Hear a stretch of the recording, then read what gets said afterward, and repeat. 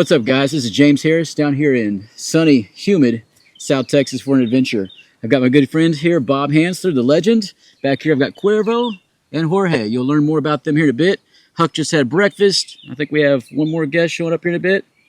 He's bringing the tamales, so we'll wait on him. But we've got some stuff to trap, some food to catch, and some adventures to show y'all. So stay tuned.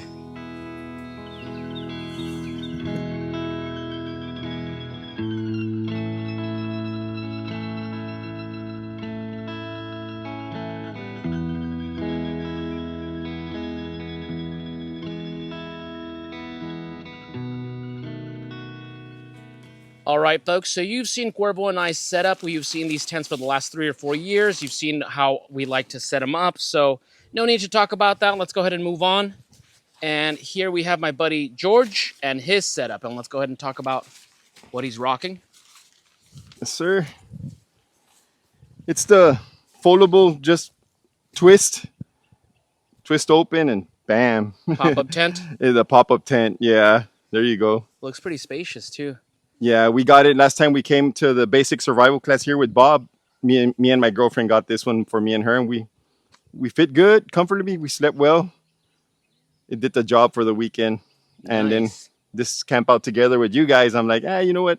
I'm going to take it again. Yeah, it looks really cool. Yeah, I love the easy setup. As soon as we're done, I know we're going to be tired, and then bam, like, let's go. Less than 5 minutes, it'll be packed up. Nice. Yeah. So yeah, the entrance is right here. There's actually an entrance on the sides as well, but I just use this one here. It's spacious. That is very spacious. Yeah. Yeah, it is. Me and my girlfriend there together, we had all the space in the world. Super comfortable. So me by myself is perfect. Cool. So moving on from George's setup, let's go ahead and check out what Bob is rocking for his home for the next couple days. All right, so Bob, how's it going? Pretty good. Not rocking much these days. After 8 years, my hammock gave up. So y'all are just gonna have to use your imaginations because I've got to go grab a spare. But imagine this, but not broken. So the seam finally gave up. I've been using the same hammock for at least 8 years out on the trail. A lot of good memories, way before COVID. And same thing with tarp. Yeah. But it doesn't get to come out very often. Keeps you cold, keeps you cool, and then especially when you're out there on the trail and you don't have back support, like no chairs or anything, a hammock strung up, that was my best friend growing up. So I love them. I live in them. Just not this one anymore. Say goodbye. Huck's lived in that thing for quite a bit. This is just down and dirty. So first morning out, we really didn't get any foraging done last night when we came in. So it's going to be foraged spam, hickory smoked. And then we've got a bunch of my hen's eggs out here. So we have way too many chickens. We have little chickens and big chickens. So that's little chicken egg, big chicken egg. But they're all completely, they stay out in the fields all day long. They don't have anything holding them. Huck takes care of all the predators. It's pretty awesome. So just going to get this thing done, just like we would out in the trail, even though we've got the cast iron and everything else. Spam is the preferred, though. Quick and easy. Sanitation. And it's ready for the fire. But we've got our skillet, seasoning, oil. Like I said, hopefully by tomorrow we'll do some foraging and we'll find all kinds of good stuff to add to the pot. So crawfish, catfish, yeah, we'll find out soon.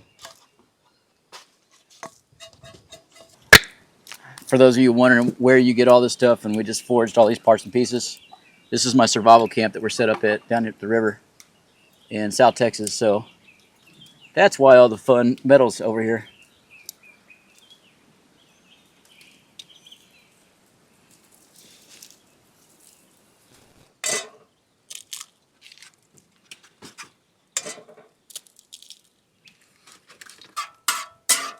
We're still building up heat in this. Perfectly level. cooking service.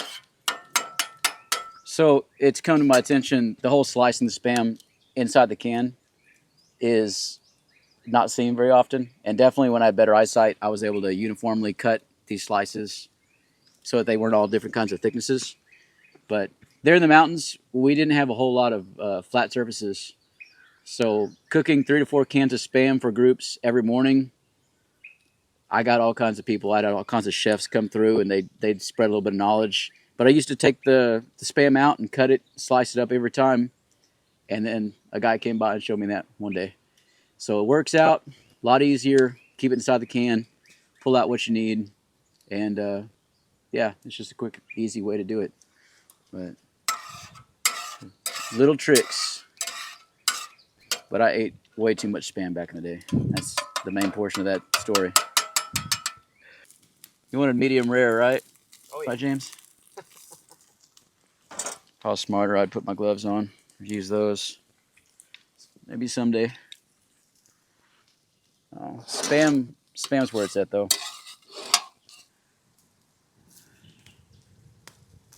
Yeah, I'm ready for the comments to explain and remind me that I have a spatula right here that I could have used the entire time. Y'all can tell it's been too long. Not having good eyesight, I have not been cooking as much. I'll let y'all play with that as much as possible. But there we go, guys. Breakfast served.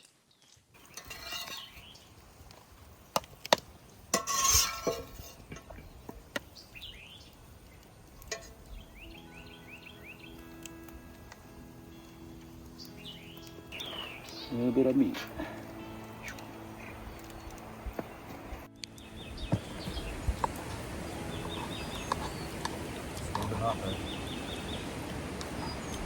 These are some really good eggs. They taste pretty awesome being free range. Yeah. Once this cools down for a moment, I'm gonna give Hut a piece. He's ready, but still burn your mouth, bud. It's a little hot though. Okay. Is that too hot? You don't care. He's not picky at all. 5 stars every time. Okay.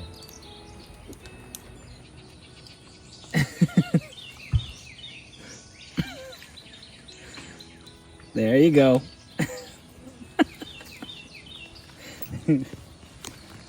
There you go. Breakfast is the most important meal of the day. Good boy. So we just enjoyed our breakfast, and we were recently joined by a new friend here. Now, this is the first time that I meet Joe. Nice to meet you, Joe. Nice to meet you, James. He's a great friend of George and Bob, a wealth of knowledge when it comes to primitive skills and bushcraft, and he's going to be with us here, and we're going to be exchanging skills and stories and all that good stuff. So take it away, Joe. Let us know about your background and what you like. Okay, I'm still new at this. Been doing it for 4 years. My shelter right now is called a bell tent, and I first saw this at Rabbit Stick, and it has a stovepipe, so we can run it during the winter time with a wooden stove, which works really, really nice. It's very roomy. We definitely can have 4 people in there, and it's also very easy to set up.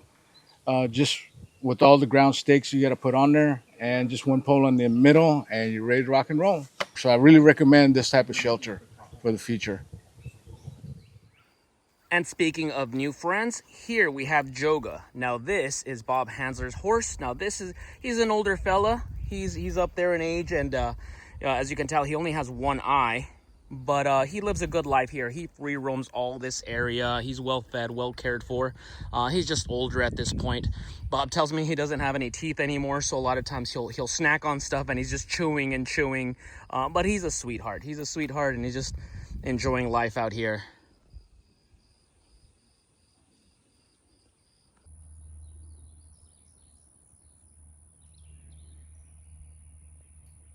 Well, folks, we're down here by the creek in Bob's property. We're going to be doing some crawdad trapping. Now, I've never used these traps before when it comes to crawdads, so Bob, just tell us how these work. These are the end-all, be-all. If y'all have seen my channel, you know I catch everything on these things, from snakes to crawfish. They call it a G's trap. They'll last you 60, 70 years.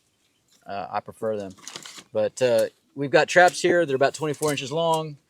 You have to follow your regulations on what you're doing. But the idea is we're going to put some dried dog food. And the cheap stuff works, whatever's on sale. That's what we have right here. Put some of that in here in a moment. 2 handfuls at least. We're not going to lose shrimp because we want to get all of them in. And then we're going to throw these guys in the creek. So we got how many traps? We got about 8. 8 traps. Let me know if I go over, okay, Hook? Just bark. Oh, come up here.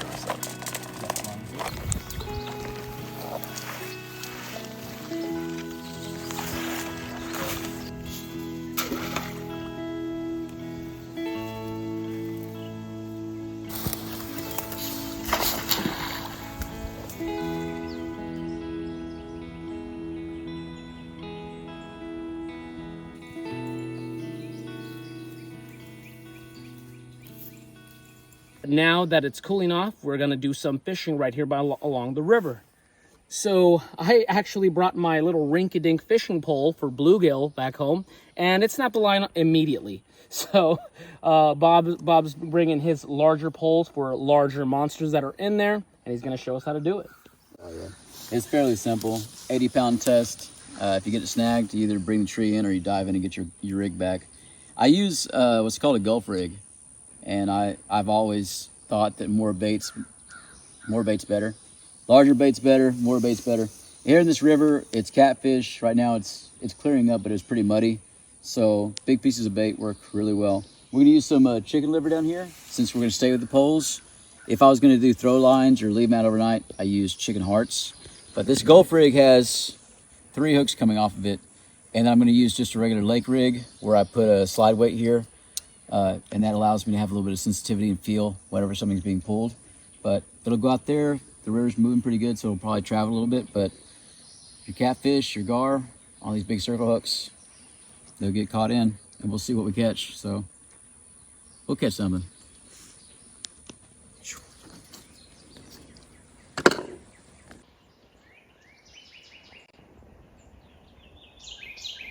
All right, so chicken liver. Chickens, particularly here in this river, and this is the San Antonio River, this will catch us channel cat, any kind of gar out here, and various types of turtles. If we wanted to catch like gaspergoo or what's called freshwater drum, we'd throw crawfish on there. If we want to catch the larger flatheads, that's going to be bluegill bait.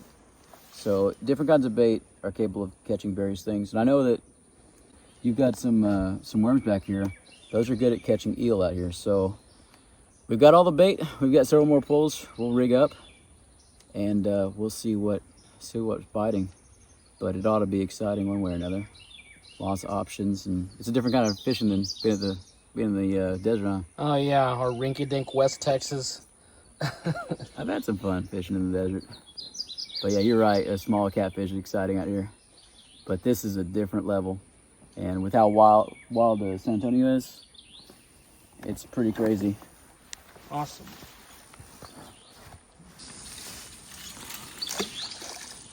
Knock that off. And then we're pretty well ready to go.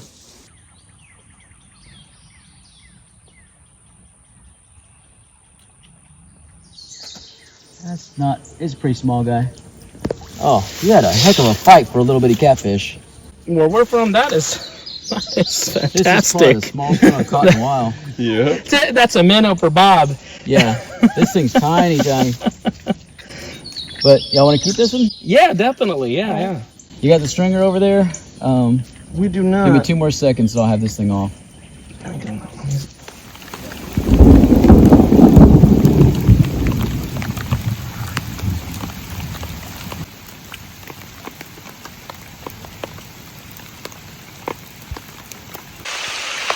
Well, it went from blistering hot and humid, and now the rain is pouring down. It is coming down. So we're going to get back to camp, get that fire going, and yeah, I got to go bring up that little catfish.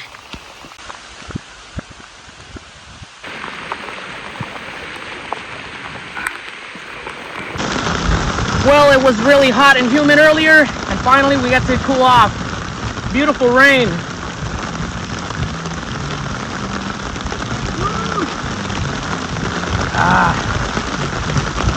Good stuff.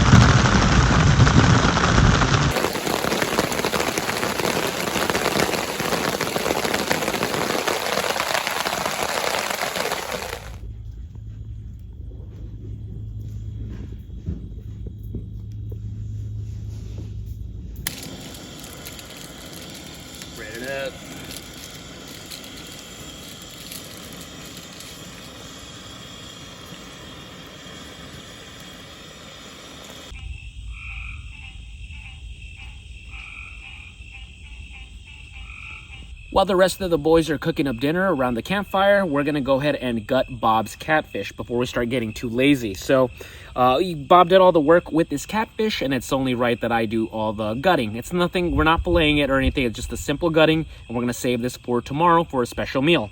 And as always, we are forever grateful for any animal that, you know, we consume and we take its life. So, you know, forever grateful for these creatures that provide for us. And yeah, let's get to it. So nothing complex here, nothing, once again, it's just going up the belly. And of course I got my snake eater for the job. That's why it's got this belly, nice flat grind. And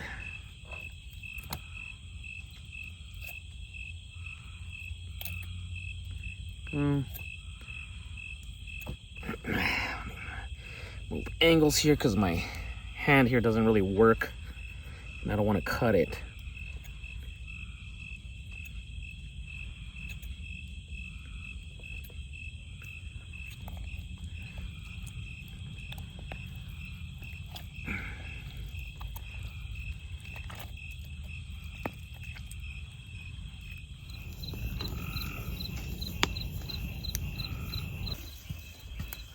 All right.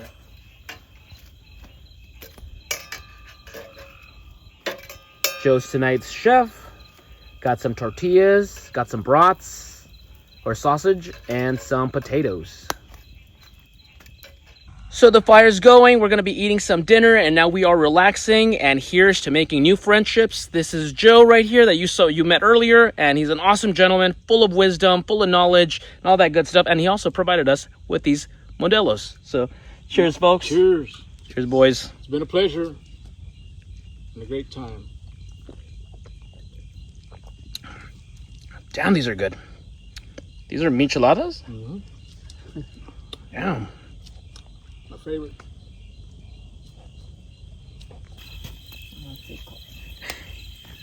Huck with his... He's trying to cut the line. You want a potato? You throw a potato. It says y'all can drop anything for me. Gonna a sausage on a flour tortilla, and then we're gonna try this salsa that George brought. Looks delicious. That's good enough right there. And I am hungry. We haven't eaten since breakfast. The eggs in the morning.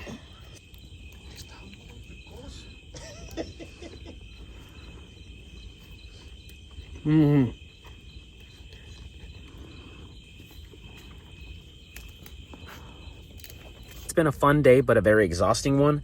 So we're all calling it a night because we got to be up early. And we all got to dry our clothes because we are soaking wet. So it'll be nice to get out of the moisture, out of the little droplets of rain, and warm up a little bit. And we'll see you guys for breakfast tomorrow in the morning. So see you then.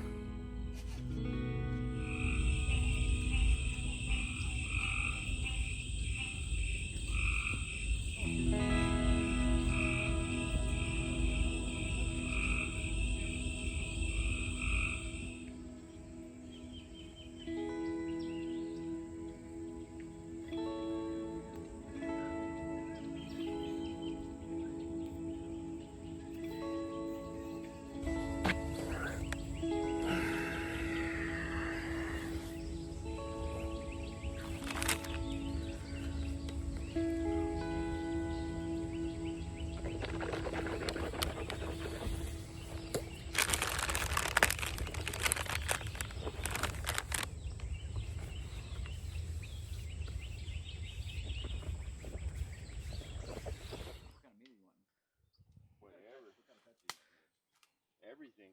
Yeah. So you could make some deer sausage and stuff. All right, so this morning, I guess it's day 2.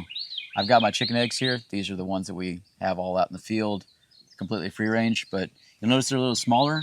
We're gonna do a little bit of cooking there this morning, and that's gonna be cooking these eggs without any pans. So the idea is we're gonna chip a hole in the top and place them in the coals, and hopefully with all of us putting them in there, not too many of them blow up. So there's an art to this.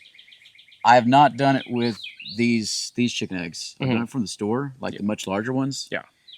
The big difference here with these wild type, especially bantam eggs, which is what I have as far as my chickens here at home, is that these shells are like 3 times thicker than what you get at the store. Oh, okay. So it's going to be interesting seeing how big the hole needs to be, if any of them will actually explode, because there's always a possibility of them Yeah, I've exploding. had that happen to me one time. Yeah, if the hole's too small, the egg yolk comes up and it gets clogged, and then you have an egg bomb.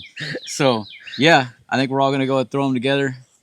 One little tricks I want to throw in there, guys, is if you ever got hot sauce, chip it, pour some in, shake it up, pre-seasoned egg. So I'm gonna be using my Tony Powers knife. I know everybody else has their knife to chip them, and we'll see what kind of hilarity ensues. But good tip, right, James? Yep. All right, breakfast time. Huevos on the grill.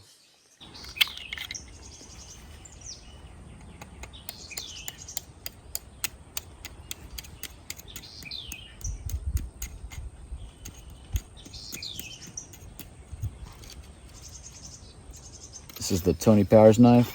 Just got given to me by George, made by Tony Powers. So do a little bit of chipping by the blind guy.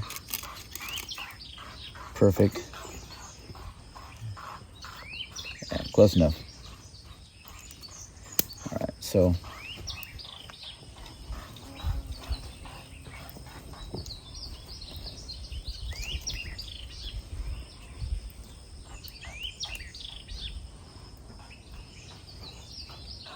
there we go.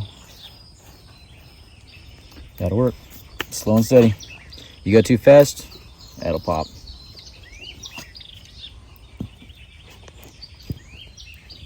All right, folks, so our eggs are ready. Now, they're not the prettiest eggs you've ever seen. I tried to reposition the eggs, and I accidentally burned my hand. The heat from the mesquite was really hot, and I accidentally dropped the 3 eggs over here. The only one that looks nice and pretty is Bob's, because his was a distance away. And look at that, perfection. So just letting these guys cool off, and then we're just going to peel them like hard-boiled eggs. So we let the eggs cool off, of course. You don't want to open them up and burn yourself. Once again, I already burned myself earlier with the heat from the coals. Now I'm going to take the ugliest egg because, once again, I spilled them. That's my fault. So, once again, not the prettiest egg you've ever seen. I'm just going to start breaking it up.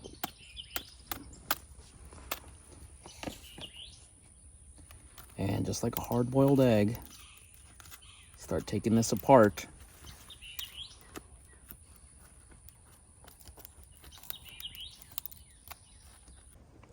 All right, so I just removed everything, and check this out. Once again, not the prettiest egg, but it's nice and cooked.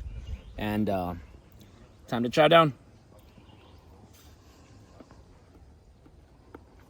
Good stuff. See what we got here. Some calcium back in the water, back in the fire. Still a little wet, soft boiled. There we go. I can't tell how good it looks, guys. I can't see it. But it doesn't feel like it's falling apart. That's soft boiled, isn't it? Mm-hmm. Yeah, I didn't quite get it gone. But it's definitely cooked. Cooked is good. I mean, but that's the beauty of eggs. You can eat them raw if you have to. And these are farm fresh, so within a day or two, that's how old this egg is. So the ones you get from the store have been dehydrating for like weeks, so they have a lot less liquid. But a farm egg, it's gonna have a lot more liquid, at least if it's super fresh. So, FYI.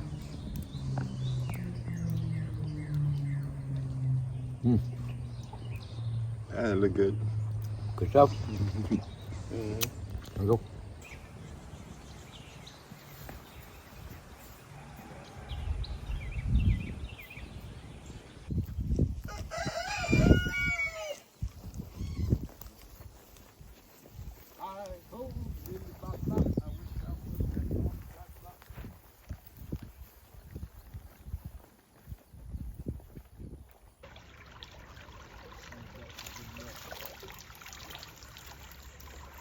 We got two big ones. Man, we got a catfish in here. What? Yeah, baby catfish. Awesome. Sure. Oh, yeah, bunch of minnows. Got a lot of live stuff in there. Got some bait, Bob. Oh yeah. A big one. You see that catfish? Got a catfish in there.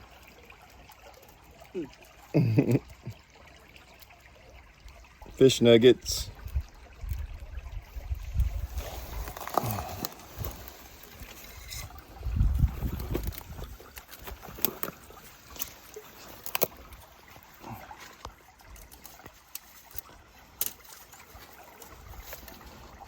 Put this back in here. Don't want to lose that.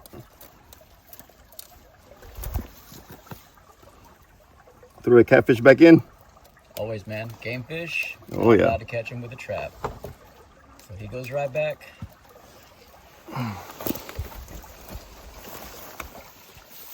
Oh yeah, let me show him. Look at that. Channel cat. Beautiful.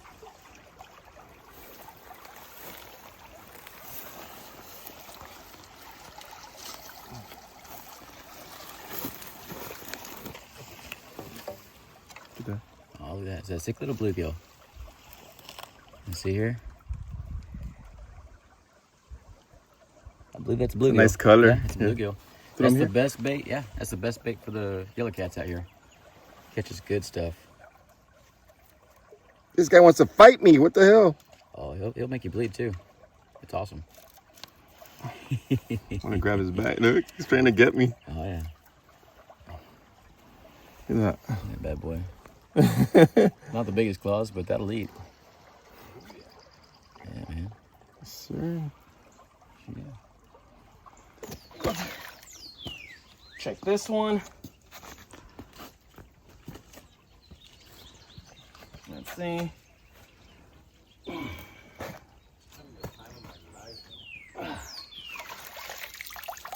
We got one sad little crawdad here and 3 minnows.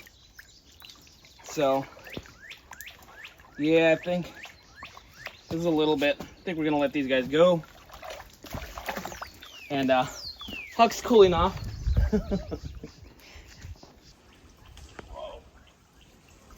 I see two of them. 2 decent sized ones and 1 minnow.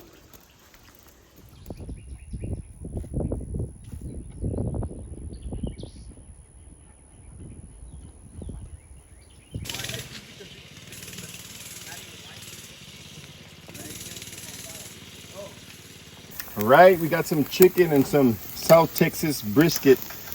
Not to be confused with the smoked brisket that they sell like at Rudy's Smokehouse and stuff. It's a different cut. Really famous in South Texas to make tacos. It's really to make the taco. It's a fatty cut. It's real fatty. Has a lot of fat in it. And then we got some leg quarters cut split in half. See that? Nice. Yeah. These are seasoned with lemon and pepper, and these they sell it like that already seasoned.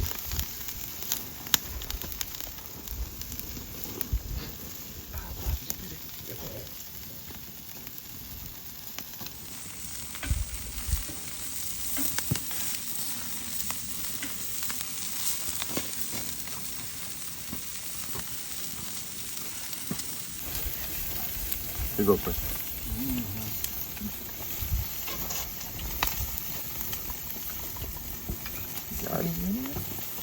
Almost. I mean, it's ready if you want it like that. I like them kind of toasty. Yeah. Yeah, but it's ready. Thank you.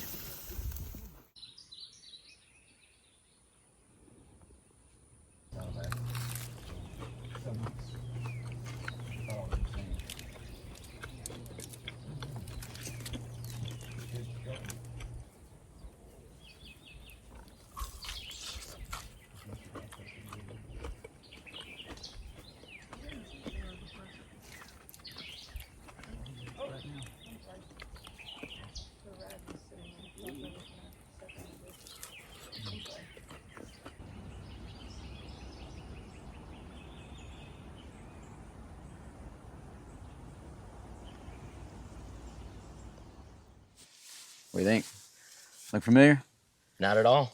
Grapevines, man. And when we go back in the forest, you'll see the big vinage, but this is what's coming out here to get the sun. Wow. the little leaves, new leaves, you can cook with them. But we're early still. Give them a few more weeks.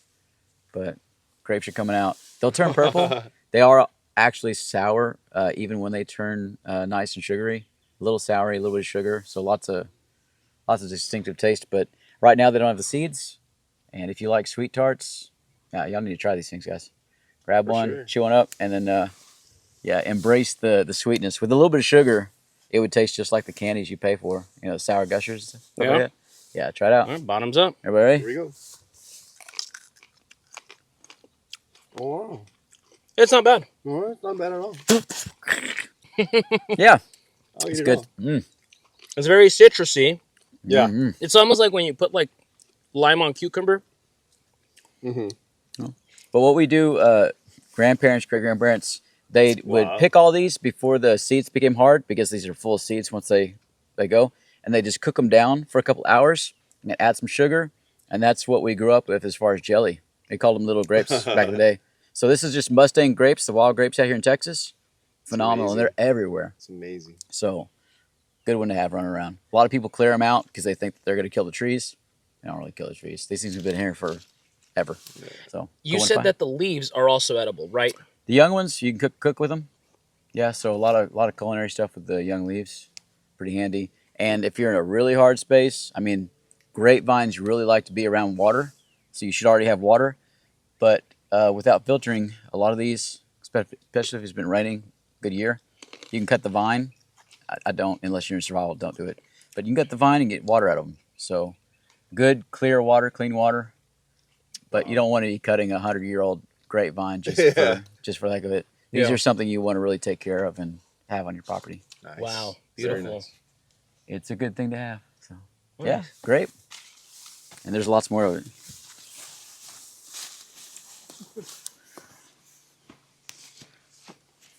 You see it? It's got a mess over here. We got some wood oats right here. These are kind of cool, but caught down here in the leaf litter. It's got knocked over. These two right here. There's one back here now. It's really easy to see them because they still have their pearl seed heads. But these are wild onion. This is one of the dozen plus types that we have here in Texas. So there's a lot of wild onion. And a lot of the wild onion has just the regular white flowers. And these ones had the white flowers weeks ago. But these are distinct because these little pearls right here, seen them smaller, I've seen them bigger. These are actually little mini onions right here that have already started forming. Oh, those are edible too? Yeah, grab one. Try it out. Try that sucker out. You want to grab one? Yeah. What the? It's a little bitter. Oh, man, it's very bitter. That's not normal. But I do have taste that onion flavor. Yeah. I do too. Yeah, and you'll have giant clusters of them, and you pull them off. A lot of times they're a lot more plump. These seem like they've gone a little bitter. But this is the wild onion. So the entire stem, chop it up like chives. You've got the leaves here, chop them up like chives, all edible. I would definitely cook them because you usually get twice the calories out of them when you cook these onions. But you can take all of that to identify these onions because, again, they kind of look differently. Some people see the crow's poison as onion, but it needs to taste like onion. If you crush it or cut it, it needs to smell like onion. A lot of times we actually find these by just walking, and then we smell onion as we're walking. And then you just got to stop, backtrack, and see what you got here. So you just pull them out or dig them out? You're going to have to dig them out. Everybody's like, how deep are they? It depends. Right here, we're in some clay, sand. Sometimes they're a little deeper. Sometimes they're a little shallower. You just have to dig and find out. But once you find one onion, like we have this one right here, a lot of times you find a bunch of onions. So let's dig them up, see what we got. All right. I got my trusty little spade here for this adventure. So if you're to take all of that, probably 5 calories uncooked. You usually get about double calories if you cook them down. You marbleize, you break down a bunch of the carbohydrates, and you make it easier for you to break it down. So in survival, we cook it all. And we're going to gather these and take them with us. And we might as well take the tops as well so we can kind of use them as like chives, as you said. Like a little sprinkling at the top of our meal. It's all good flavor. You need a real knife? Yeah, this thing is... That's what happens when you shop at Walmart. This thing is not shovel. doing... It's time to bring the old timer back out. Oh, yeah. I can see the start of the stem right there. There we go. There's no There tact. it is. This knife doesn't have tact. It does everything. It's a mule. Brute force. Yep, there we go. Check this out. Perfect spade. Look at that. Yeah. There you go. And they'll change. Beautiful little onions. There's another one next to it. Yeah. Where at? Right there. There we go. Let's pop that guy out. Oh, can you feel it, clay in the But soil? yeah, that's what was giving me some. It's wild, isn't it? A There you go. little bitty guy. Look And at it that. changes. You might be able to go 20 feet and get onions that are 3 times larger sometimes. Yeah. Wow. But they're everywhere once you start finding them. Yeah, here we go. Here we have another cluster right Oh, there here. you go. Need some more for your soup? Yep. Right there? The jambalaya. Yep, we're Is going that- to be cooking up jambalaya. Bushcraft jambalaya tomorrow. Is that right here? Yep. Okay. There's a little, it's over here actually. Okay. Is that There, good? there it we is. go. Look at Ooh, that. That was nice. Look at that. And yeah, we're underneath the woods, but these things will grow out in the fields some years and near the water quite often. Gosh, they just do really well. And what about the crow's poison, the lookalikes that may be dangerous? Yeah, they're a lot flatter. They look like onions. They're not so much dangerous because you would have to have something really wrong with you to eat too much of it because Yeah. they taste horrible. So we found a really good little cluster of onions. We're going to keep gathering some. These tops right here were pretty bitter, so we're just going to seed these out, just throw these out so they can grow for next year. But we're going to keep hunting in this area for some wild onions for tomorrow's bushcraft jambalaya we're going to cook. So I got this wazoo bandana with all the stuff that I've been using lately. That's pretty sweet. And we're going to put this in here. Yeah. There we go. More foraging.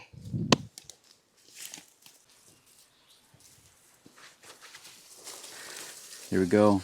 So as we've been walking through here, you've probably had your pants caught by a few things. This is that little vine. And most of them really haven't been useful, but this is briar vine. And it took a while to look for it, but we're looking for the tips on these. Typically, they just rip up your clothes and catch you up, and they can grow all the way up in the trees and get quite large.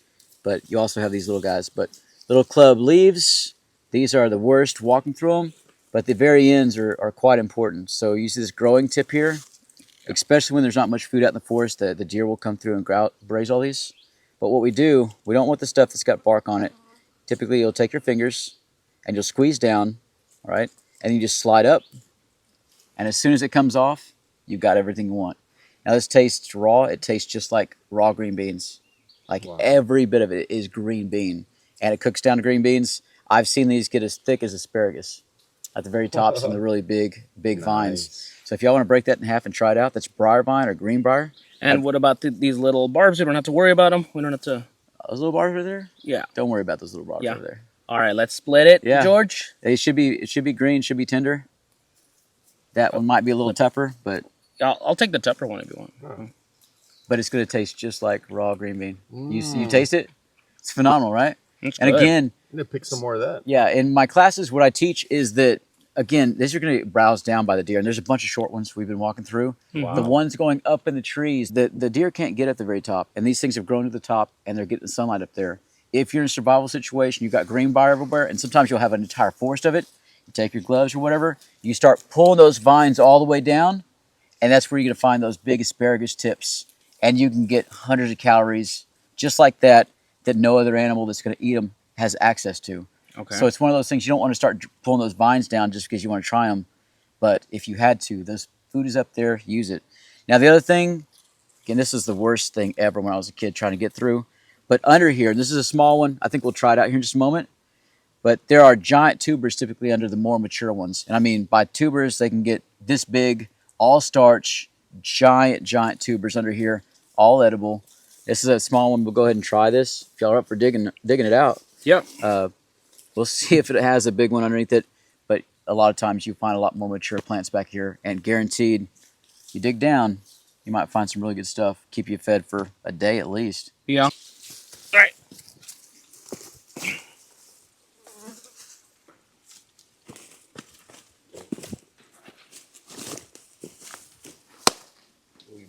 Oh, no.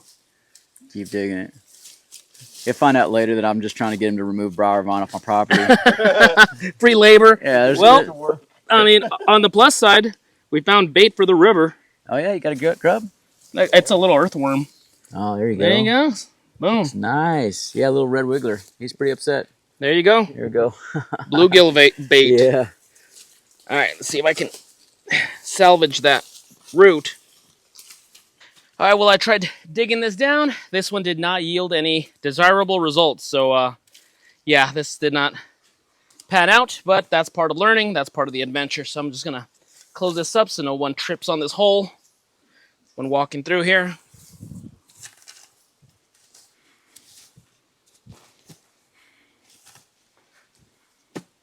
And off we go.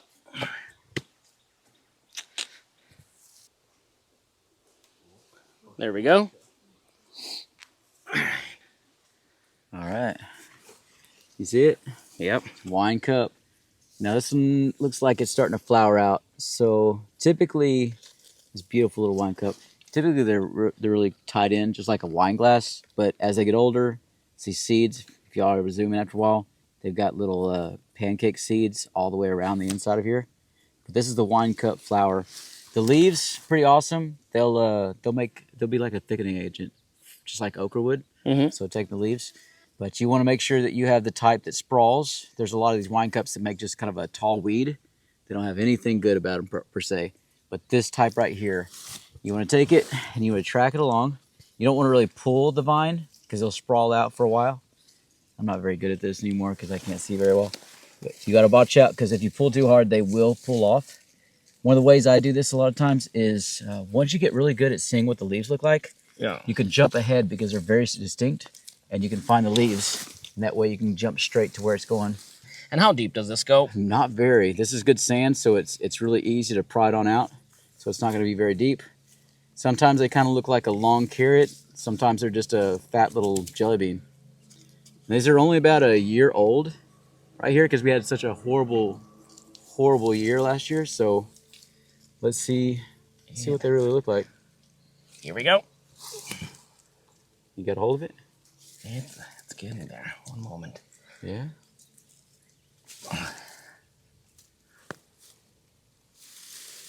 Yeah. Is that it? Yeah. Let me see. Yeah, you got the long type. Yep. That's a real thin one, but good. You cook it just like a potato thing right there, and you probably got close to 30 calories. I mean, it seems like it's not very much, but it's pure starch. That's a tater tot right there. So being able to collect a bunch of these things, I teach, they sprout out in spring, obviously, and the entire field back here is full of them. But once the flower's gone, it becomes very hard to find these.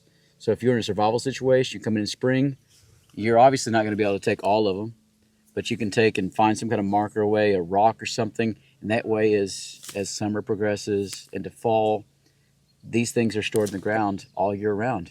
Okay. And so starch year round is incredibly important. So imagine just a cover crop of flowers, but under the ground, it's life.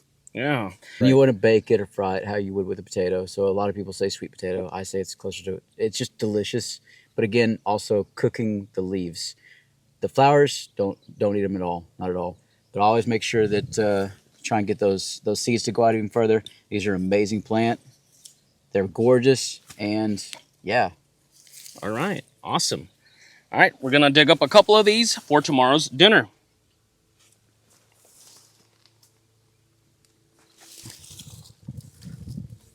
Got another one. All right, so I've already gotten some of these glaucids on me, but this is your standard prickly pear cactus, and there's several dozen different species here in Texas. Most of them taste pretty well. Now, what we're going after are what called the tunas, and these become the fruits that everybody knows these as. They become really pretty and purple. What most folks don't understand is when they're green still and all the seeds are still forming. These a few weeks ago had beautiful yellow flowers. These ones have yellow. Some of the other, they have different colored flowers. But these are a major starch right here. So I collect these. They're amazing. Inside, they taste like a combination of cucumber and okra. They'll act just like okra. So what we want to do, since they have these little bitty thorns that I'm now suffering from because I played for a moment, they take forever to get off. What we want to do is burn these off. And we have a torch here right now. Yep. We can do that here on the plant and then collect from the plant. If you're just camping or you don't have a blowtorch, which is pretty standard, you'll just collect a bunch of these with tongs and then use the flames of a campfire or stove. And they'll burn right off pretty well, but you don't want to get them on your hands. No. You don't want to use gloves because they'll ruin your gloves. I barely brushed them, and it's like fiberglass. It's on there forever, like glitter. It just stays. So it's pretty awesome. You want to go ahead and add some flame and burn the hate off these things? Yeah. There be flame. Ah, look at that. It's a beautiful sound. Now let's burn these two off. Yeah, you gonna give them a try before you. Two of those right there. Oh yeah. So I'll take this guy off. See how easy that was to clean off. It's amazing in survival because most people would just wait until it turns purple and you get the sugars. Mm-hmm. But this tastes amazing. It's not anything that you would think that would be. I don't think it would be this tasty right off the plant.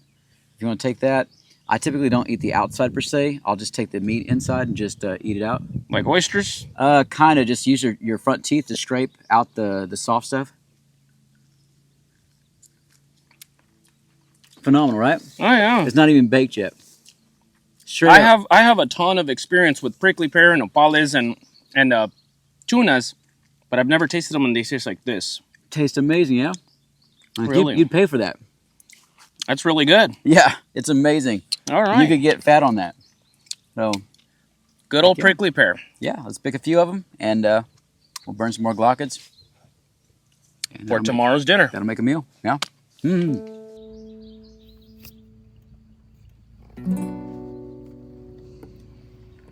Got one down here.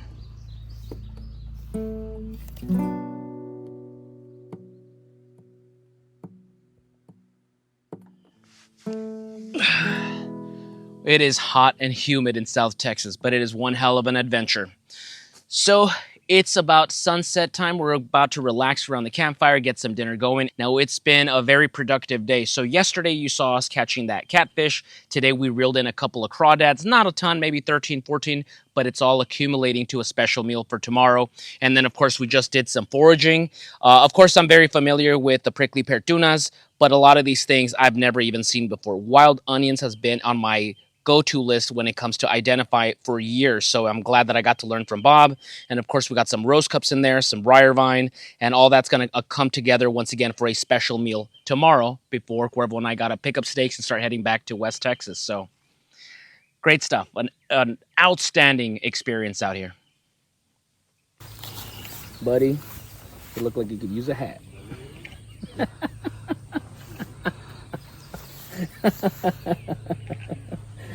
Looking nice.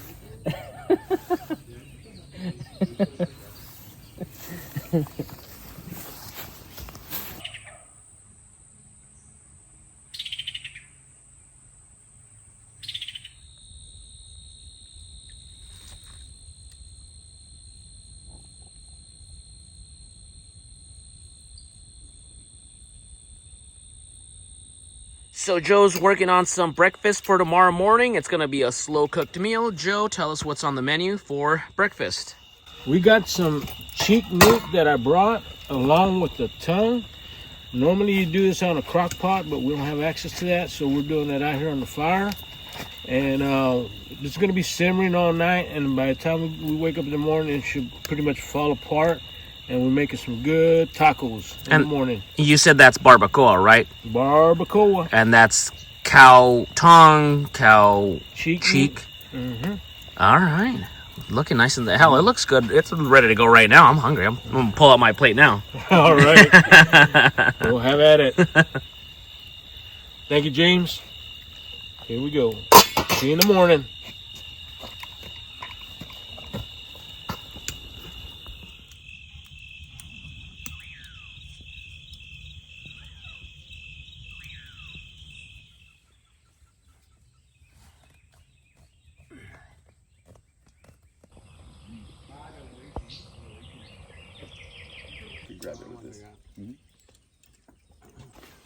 What am I going for? That's the cheek meat. Yeah, go for that first. Yeah, That's the traditional one. That's the barbacoa. There you go.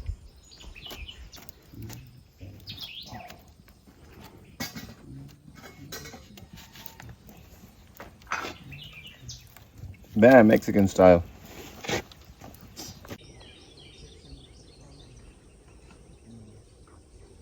So we already enjoyed our breakfast, some delicious barbacoa tacos, softest meat ever, really, really good stuff, and had our coffee.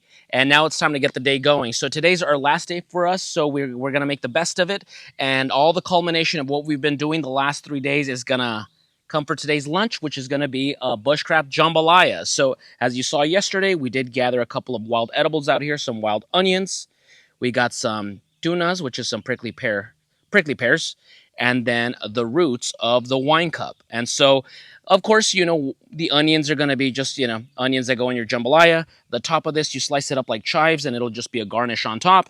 These are going to be the replacement of okra, a substitute. And these are going to be like potatoes. So it's going to add a little bit of starch, give us a little extra energy there. So let's get to it.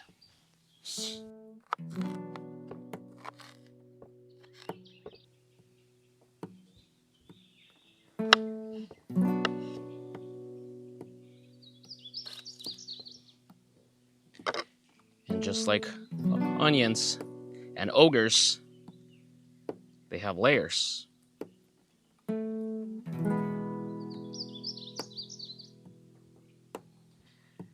We're just going to quarter them. They're so small. I have a little difficulty with my hand in slicing these up really thin, so that's going to be good right there.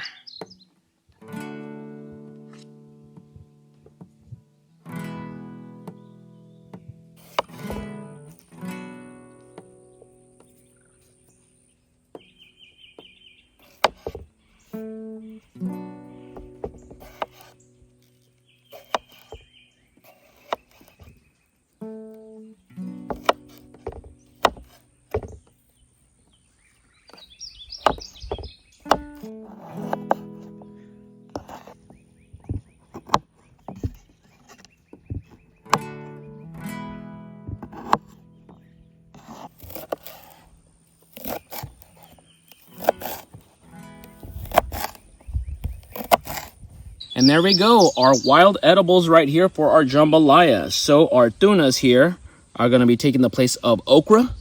Similar texture, similar flavor. Over here we have the wine cup, and that's going to give us some starch. Little potatoes. I've once again, that's what Bob says. I haven't tasted them, but I trust his judgment. I trust his taste.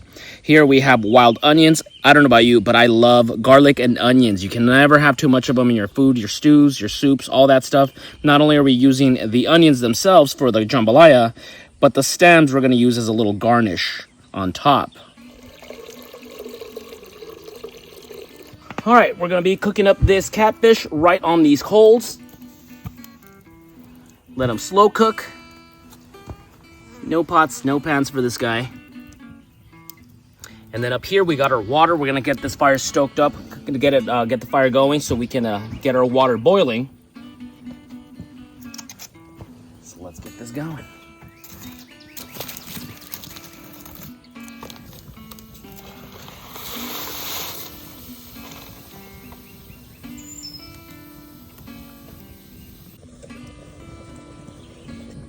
We got the water boiling. Now time to throw in the tubers from the wine cup flour. So throw them in there. That's the starch, our potato substitute.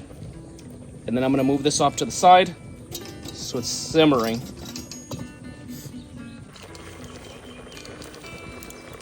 We're gonna put some chupacabra on our jambalaya rice. 2 gringos, Then chupacabra crack seasoning. away.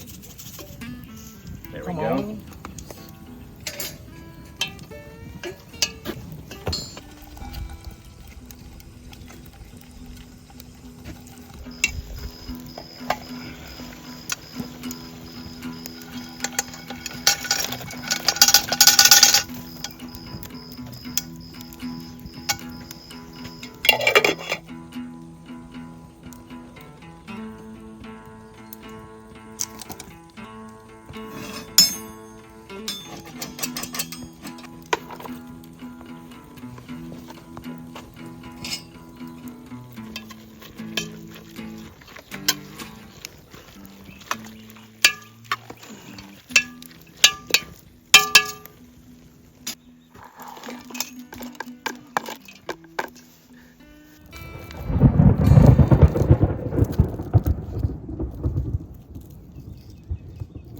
can.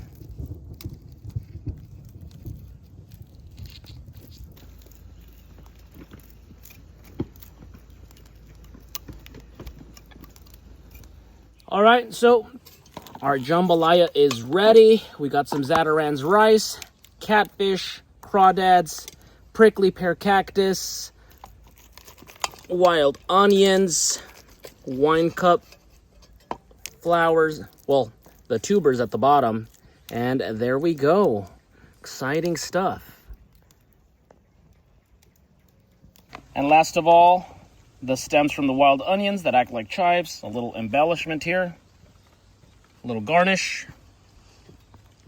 Check it out. Okay.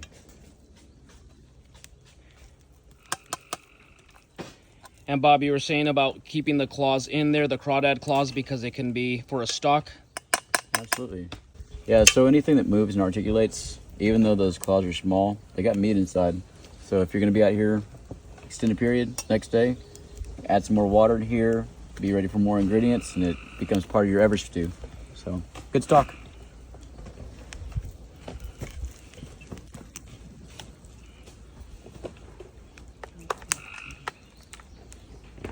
Want a bit of rice? I know you won't eat my crawfish, but okay. Okay. Oh, James failed. Not Huck approved. Prickly pear right there. Crayfish.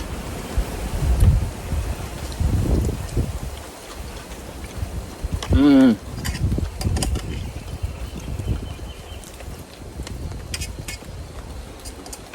Oh, James, what pairs really well with the good gumbo? Is it a white? Maybe a Merlot?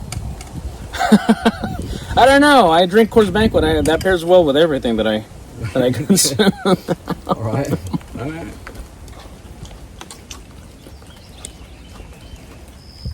Well, everyone, that's about it for this adventure. We wish we could remain longer, but it was just a visit. We learned a ton. It was really fun, definitely getting me out of my comfort zone. So big thank you, as always, to the legend himself. A big influence and inspiration to myself, Bob Hansler right here. Heck yeah, guys. Check us out. We'll come back on and, starting a survival school. So bobhansler.com. Check it out. Then my buddy George. Thanks for the invite, Bob. Thanks. Anytime, guys. Thanks, James. Huck's was the awesome. one. Had a Huck's blast, the one that man. let you go. And then, of course, Cuervo, my right-hand man, and Joe, a pillar of knowledge, really awesome dude. It's been a pleasure being out here hosting these young gentlemen, and we'll see you back. The food was amazing, Joe. Yes, sir. Great adventure. I hope you guys liked it. If you did, go ahead and give us a thumbs up. Comment down below if you have any questions, comments, suggestions, and we'll have all the relevant links for Bob's school, the channels, and all that stuff down below as well. So as always, thank you so much for joining us. We'll see you guys next week. Now go outside and get your boots dirty.